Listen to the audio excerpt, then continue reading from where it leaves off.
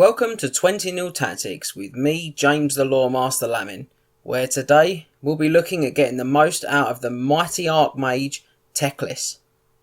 Now, the way that we'll do this video is by looking at Teclis' stats and equipment in detail. During each stage of the analysis, we'll take a look at what to do to get the most out of them.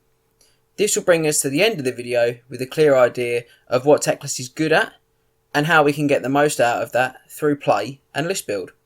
So, let's get started. Now I'm going to begin by breaking down Teclis' stat line.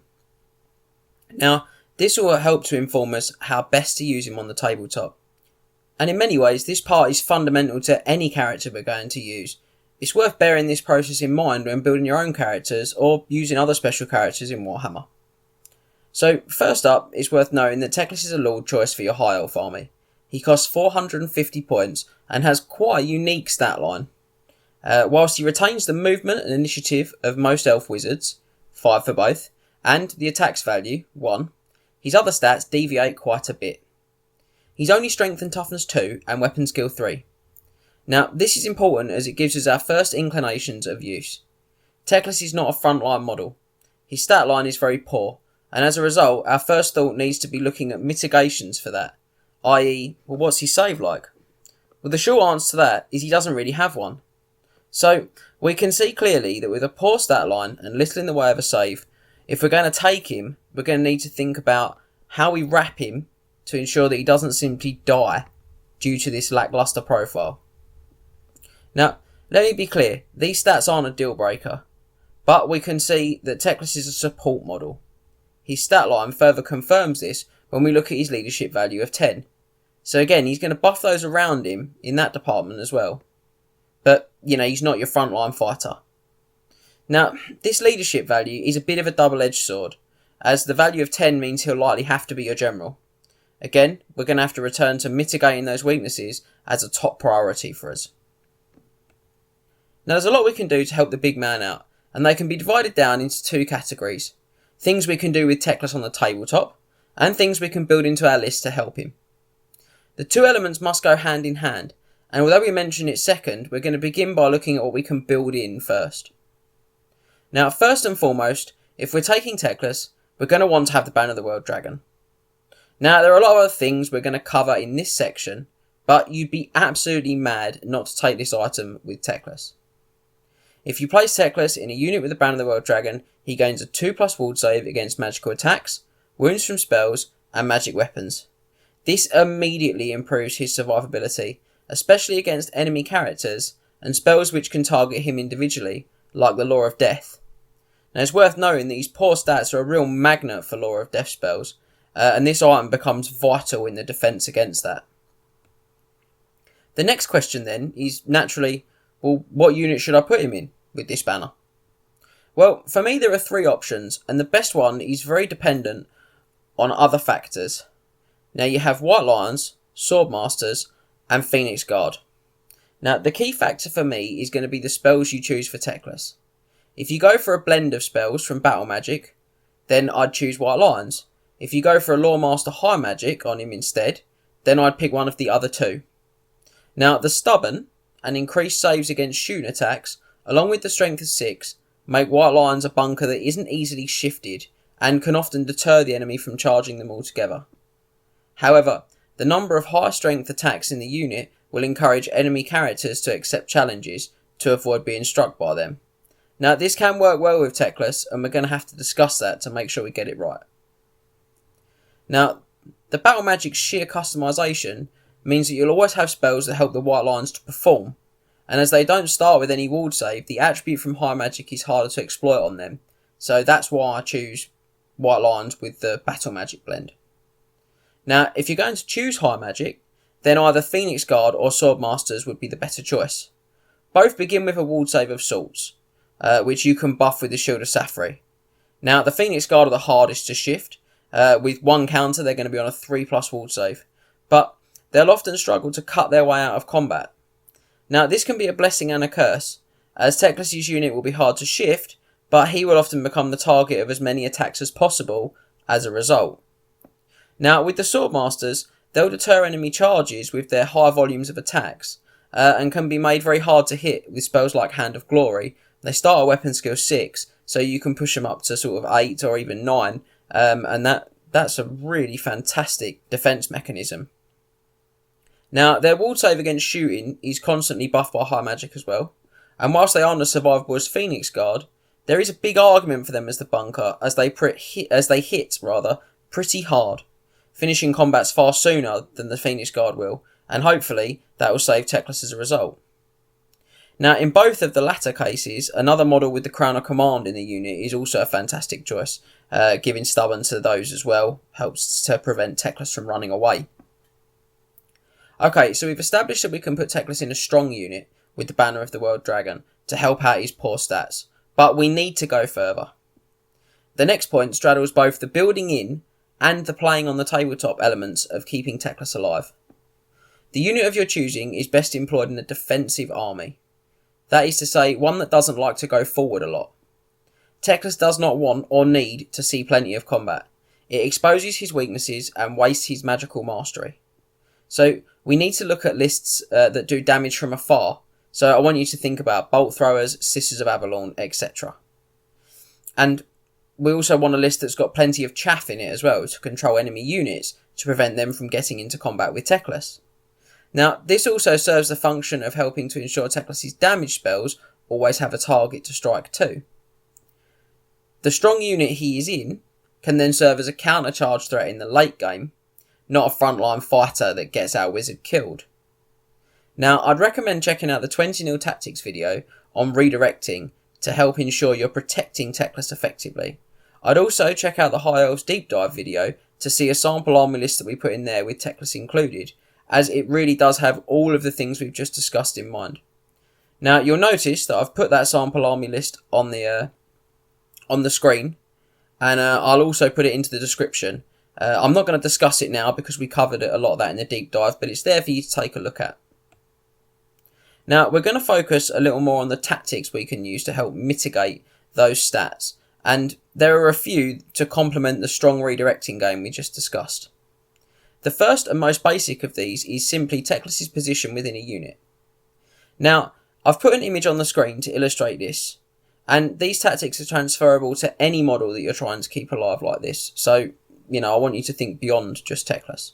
Now, if Teclis is in the front row of your regiment, then he wants to be on the corner of your unit. Now, ideally, you want to protect the flank that he is on with something. Now, that might be a piece of terrain, it might be a board edge, it might be another unit of yours. You don't want to leave that open to be charged. Now, the unit ideally should be wide too, probably 7 models wide to be very specific. This is a good compromise between manoeuvrability, it's not as wide as a horde, and it also helps to ensure that less models can attack Teclis. You see, if a unit is 5, 6 or 7 wide, with maximisation it's almost always going to mean that no more than 2 models wide can attack him. So that would be sort of, 4 attacks, or maybe 6 if they've got spears or fighting extra ranks. Only a wider unit could feasibly then get 3 attacks on him. So we're thinking like horde size now. Sorry, that's 3 wide attacks on him. Again, if you place another unit on the flank that runs parallel to where Teclis is standing, with 1 inch ahead of Teclis' unit, so again, if you look on the image on the screen, you'll see I've marked this image up as B, that will stop a wider unit from maximising 3 wides worth of models on him. So that's a bit of a convoluted sentence, but you can see that in the figure there. So that's figure B. Another great position for Teclis within a unit is in the second row if you can do it. Now, you'll notice on picture C I've shown you how you might be able to do that. Now, this will likely require you to have 2 other characters in a unit with a full command and 5 wide frontage. Now, it is worth noting that you aren't necessarily looking to fight with this unit, so you could, particularly if you've selected a stubborn unit like White Lions, deploy the unit 3 wide, just having the command in the front row and pushing Teclis into the second rank. Now, the second rank tactics are strong, but don't forget that they might mean you've got lots of eggs in that one basket, or it could be that you're not in an optimised combat formation, and you can end up sort of struggling to manoeuvre too. Now, moving on, another fantastic tactic for keeping Teclis alive is using challenges in combat. Now, this might seem a bit crazy at first. Putting Teclis into a challenge potentially exposes him to massive damage. James, you've lost the plot. You've gone mad. Now, look, I haven't. Honest. The first thing here is knowing when to do it. If Teclis is relatively safe from damage where he is, don't issue a challenge. If you're worried he may be attacked multiple times by an enemy unit, then it might be better to issue a challenge with him. Get him into a position where he's less likely to receive as many attacks. Furthermore, if the enemy that's accepting the challenge has magic attacks, maybe they've got a magic weapon, then his Banner of the World Dragon will also offer him additional protection, and that will potentially mean that he won't be killed because the mundane attacks from the unit aren't being thrown at him. Now, don't forget as well, if a champion accepts Teclis' challenge, he has a fair chance of killing them. He only has one attack, but he does have Always Strikes First, and he has the Sword of Teclis. Now, the Sword of Teclis ignores armour saves, and all hits from it always wound on a roll of a 2+. Now, that's pretty spicy. And we're going to come back to the Sword of Teclis when we discuss spells as well, because I think we can use some spells in addition to help make this mechanic and that weapon really work well for us. Okay, so we've got a good bunker, a list that doesn't get into your opponent's face, does its work from distance. We've got lots of fantastic magical defence from our banner, and some other things we're going to cover shortly.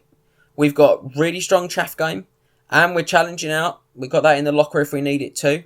And that just leaves us with 2 tactical options left to help mitigate our weaknesses. Now, the first one of those is magic selection, and the second is target priority.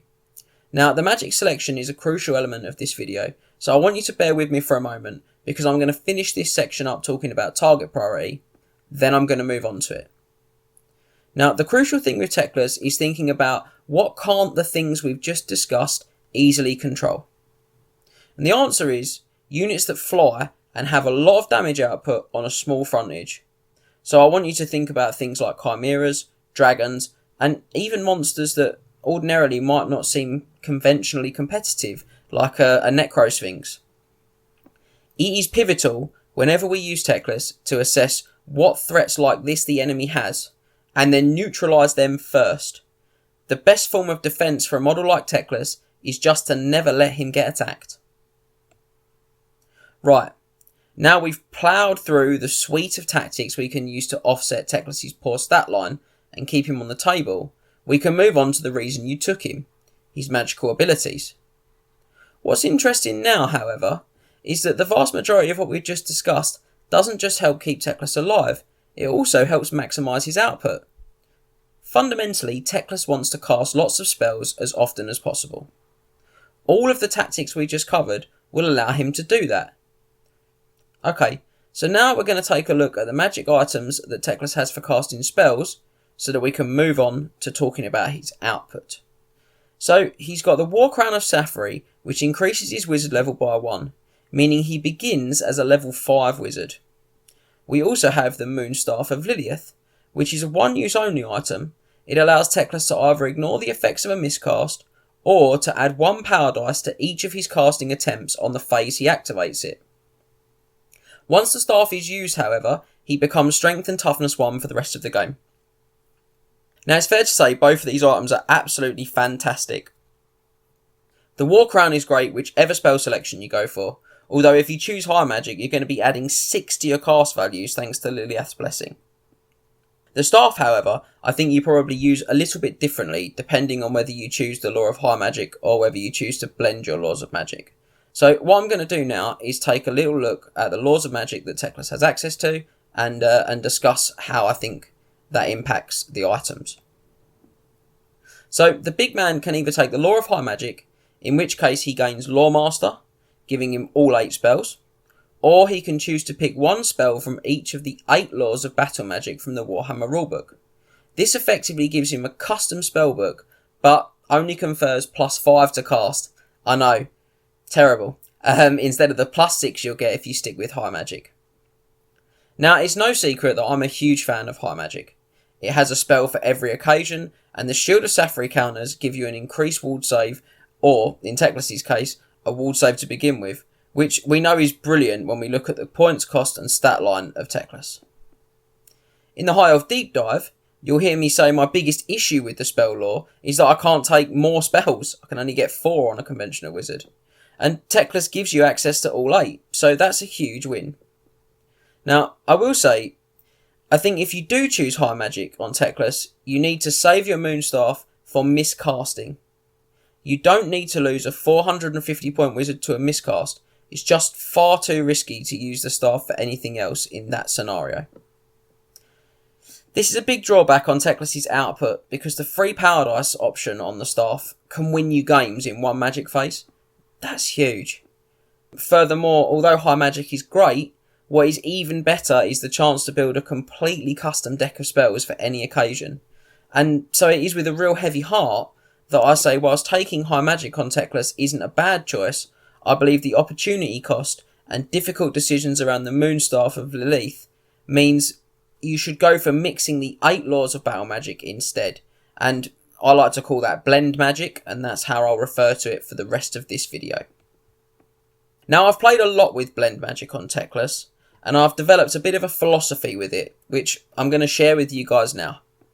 So, to refresh, with blend magic, you can choose one spell from each of the 8 laws of battle magic in the Warhammer rulebook at the start of each of your games. Now, for me, there are 3 spells which we are going to take automatically. They're always on the team sheet, regardless of the enemy I'm facing. Now, those spells are the Throne of Vines from the Lore of Life, the Savage Beast of Horus from the Lore of Beasts, and the Flaming Sword of Ruin from the Lore of Fire. Now, the first one is pretty self-explanatory. Throne of Vines allows us to ignore a miscast on a roll of a 2+. This means I can use my Moonstaff of Liliath for power dice with the backup protection from miscasts from this spell. Lore of Life's a really great lore, and there's lots of spells I'd love to have, but I want to maximise Teclis' output, and I need to be sure that if I use my Staff of Lilith for power dice, I can weather future miscasts.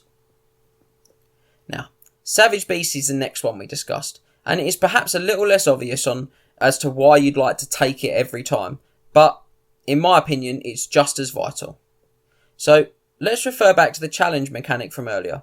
With the Sword of Teclis in hand, I can have 4 attacks if I Savage Beast of Horus myself, with always strikes first, that always wound on a 2+, with no armour saves. This means I'm even more able to use the challenge mechanic for protection. It's also the best deterrent for any irresistible forced spells like Dwellers Below, which kill me on my strength value. The +3 strength from this spell means I'll be strength 4 even after using my staff, and that can be crucial if my opponent has those types of attacks. Finally, we have the Flaming Sword of Ruin. Similar to the last one, this helps Teclis in the challenge mechanic, as it allows him to automatically wound his opponent. It also allows him to strip regeneration saves, meaning, he's only got ward saves now to fear. Now, this can be the difference between being attacked back and killing your opponent outright first.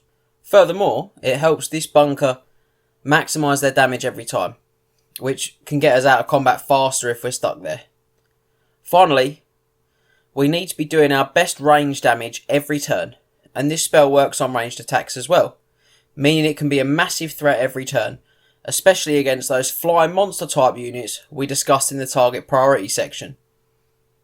All 3 of these spells help ensure we have a Teclis at the end of the game, and more enemy victory points to boot. From there, the spells become a lot more dealer's choice, if you will. There are 2 I usually take, and then the rest I mix and match more freely. The 2 I normally use are the Purple Sun from the Lore of Death, and the Enchanted Blades of Iban from the Lore of Metal. Now, the +1 to hit is exceptionally strong on a unit like White Lions, and on your shooting units as well, as is the Armour Piercing. It can help to offset Teclis' poor weapon skill in a pinch, and provides magical attacks in combat for those pesky ethereal threats. Now, the Purple Sun is one of the best unit killers in Warhammer, helping you to get the most damage out of Teclis for his 450 point price tag. But the real reason for this spell is its lore attribute. If you cast a Purple Sun successfully on the turn you pop the power dice element of your Moonstaff, you can feasibly get all 8 of Teclis' spells off. It's outstanding. The reason these 2 aren't auto-includes, like the first 3 we discussed, is simply because Purple Sun relies on initiative, which means there's certain armies it's just not too effective against. And as a result, I might want to take Final Transmutation from the Law of Metal as my unit killer instead. Hence, Enchanted Blades becomes interchangeable as well. Now, the final part of my philosophy is twofold, and it's about mastering the casting of all this damage. Firstly, I always try to pop my staff on a turn when I've got 8 or more power dice. Now, a level 1 wizard with a Forbidden Rod can really help with this too. Also, if you put that wizard in a unit with a Banner of the World Dragon, the damage from the Forbidden Rod can be mitigated with the 2+ ward save from the banner. Yeah, I know, it's absolutely rude. Now, the final one is about casting values. Now, I've always found the best results are achieved when 5 of my 8 spells have a casting value of 10 or less. This means that 5 of my spells can be reasonably cast with 1 power dice from the pool and 1 free dice from the Moonstaff. The other 3 can be higher cast values, especially if you have Purple Sun to give you back plenty of dice. Sticking by this rule has always served me well, but whichever spells you choose, always try to think about the synergy they have with the rest of your army list. Okay, so that leaves us with just one item of Teclis to look at, and that's the Scroll of Hoeth. This one's a Dispel Scroll, but after using it, both you and your opponent roll a d6. If Teclis' controlling player rolls higher, then the spell your opponent just attempted to cast is lost for the rest of the game. This is amazing. Not only does it give you access to 2 Dispel Scrolls potentially, which creates the maximum control of an enemy magic phase as well as your own through the other fantastic Teclis items, it also destroys a spell that could be crucial to your opponent's battle plan around 40% of the time. Now, the tactics with this bad boy, if I'm honest, are pretty simple. You use it on whichever one of your opponent's spells you think is best and hope that you roll higher than them. Well, there it is. 20-0 Tactics Teclis, wrapped up in a bow. So, I'm going to do one final recap for you guys. Remember to make sure you build a damage at ranged type of army list. Make sure you use the Banner of the World Dragon. Ensure you work hard on your chaff game. Choose the best bunker for your build. Use challenging out as a tactic for your advantage. Make sure your target priority is on point. Think about the placement of Teclis in your units. And whichever magic you choose to go with, think about how his items interplay with those spells. I hope this video has been thought-provoking for you guys. And if you've got some thoughts on it, then feel free to get in touch on all of our social media channels, or put a comment on the video itself. Then make sure you head back to the Night of the Realm mustering ground to check out all of our other exclusive content. Remember to tag your friends and like, subscribe and share today. What are you doing, mate? I'm sharing. It's not that sort of sharing, mate. Oh. Head over to triplecrownwargaming.com and come at Night of the Realm today.